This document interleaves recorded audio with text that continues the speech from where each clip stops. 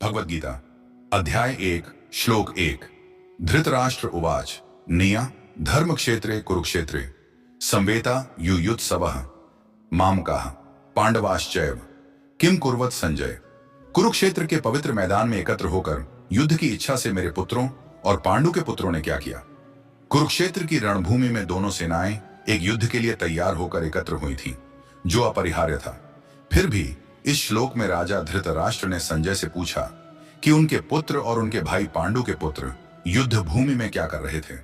यह तो स्पष्ट था कि वे युद्ध करेंगे, फिर भी उन्होंने ऐसा प्रश्न क्यों पूछा। अंधे राजा धृतराष्ट्र के अपने बेटों के प्रति प्रेम ने उनकी आध्यात्मिक बुद्धि को धुंधला कर दिया था और उन्हें सद्गुणों के मार्ग से भटका दिया था। उन्होंने हस्तिनापुर के राज्य को अपने असली उत्तराधिकारियों, अपने भाई पांडु के पुत्रों पांडवों से छीन लिया था। अपने भतीजों के प्रति किए गए अन्याय के लिए दोषी महसूस करते हुए उनकी अंतरात्मा उन्हें इस युद्ध के परिणाम के बारे में चिंतित करती थी। धृतराष्ट्र द्वारा इस्तेमाल किए गए शब्द धर्म क्षेत्र, धर्म, पुण्य आचरण की भूमि उस दुविधा को दर्शाते हैं जिसका वे सामना कर रहे थे।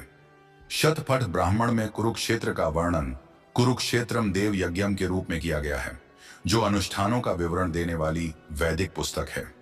इसका अर्थ है कुरुक्षेत्र दिव्य देवताओं का बलिदान क्षेत्र है, इसलिए इसे धर्म को पोषित करने वाली पवित्र भूमि माना जाता था।